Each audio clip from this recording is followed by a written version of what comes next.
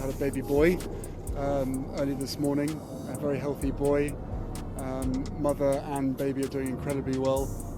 It's been the most amazing experience I could ever possibly imagine. 12 words. Just 12 reckless whispered words in a private room, and the monarchy moved like a silent guillotine. Archie has more spark than George. He was made for the spotlight. That's all it took. One sentence dropped at a closed-door Hollywood PR summit in early January. No cameras. No press, just polished smiles, curated egos, and a duchess who believed the room was safe, but powerful rooms are never safe. They are incubators. Those words didn't stay locked behind velvet drapes. They spread through encrypted group chats, through publicists who dine with columnists, through strategists who owe favors to royal correspondents. Within hours, the phrase was circulating like contraband. Within 72 hours, something happened that sent shockwaves across the Atlantic. No press conference. No defensive statement. No public outrage. Just deletion. Archie Harrison Mountbatten Windsor. Gone. Lilibet Diana Mountbatten Windsor. Gone. Erased from the official line of Succession website without warning, without explanation, without even the courtesy of drama. And somehow that silence screamed louder than any palace proclamation ever could. People gasped. Royal watchers refreshed the website again and again. Commentators tripped over themselves trying to rationalize it. A technical update, a glitch, a routine edit.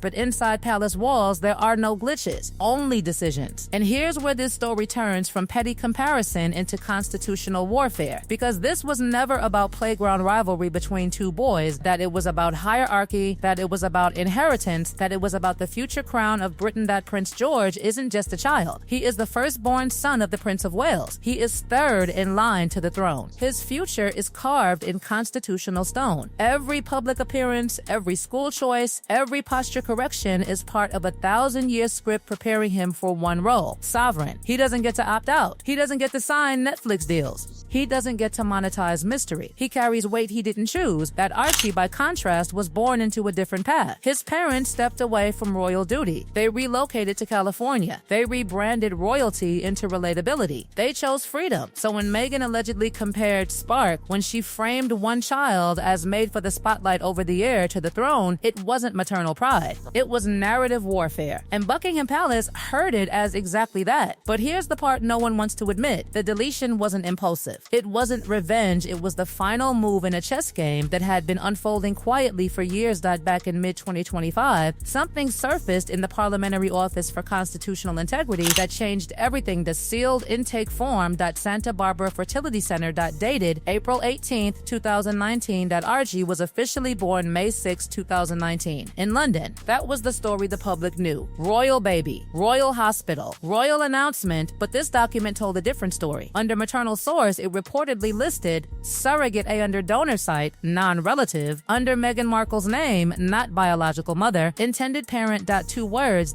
Intended parent. Those words detonated centuries of tradition, because under the Act of Settlement of 1701, the law that governs who stands in the line of succession, legitimacy is not symbolic. It is biological. It is explicit. It is rigid. Born of the body of a royal consort. Recognized union. No ambiguity. If that document was authentic, then the issue wasn't gossip. It was constitutional crisis. And here's the question that haunts this entire saga. Did the palace know? Because insiders suggest this wasn't new information. They describe it as a quiet emergency as early as 2020, which brings us to the Sandringham Summit. When Harry and Meghan negotiated their departure from royal duties, there was reportedly a clause buried in their exit protocol. Clause 7, paragraph 3. The sovereign shall withhold inquiry or scrutiny into matters of lineage and birth in exchange for voluntary withdrawal of public duties, titles, and official representation. Read that again. A truce. The palace would not investigate origins.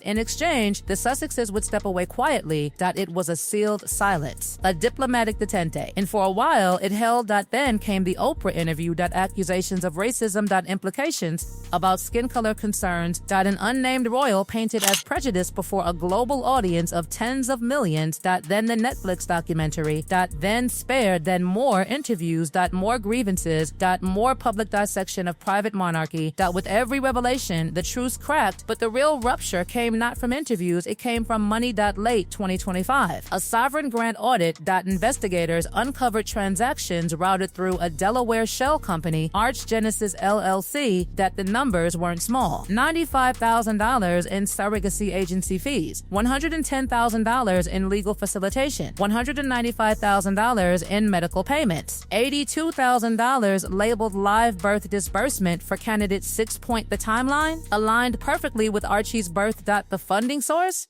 The Frogmore Cottage renovation budget. Public money. State refurbishment funds. Suddenly, this wasn't just about Lineage. It was about potential misuse of sovereign grant allocations. It was about public funds crossing into private reproductive arrangements across the Atlantic. The palace no longer faced a family feud. It faced scandal. Financial, constitutional, symbolic. And when monarchy faces existential threat, it does not tweet. It drafts. On January 18th, 2026, a letters patent amendment was finalized. That its central clause was surgical. Succession and the rights of title shall be reserved for individuals born of the lawful biological union of a royal descendant and their recognized spouse. Lawful biological union. Not poetic. Not emotional. Not vague. Precise. Within 36 hours of that signature, the names disappeared from the website.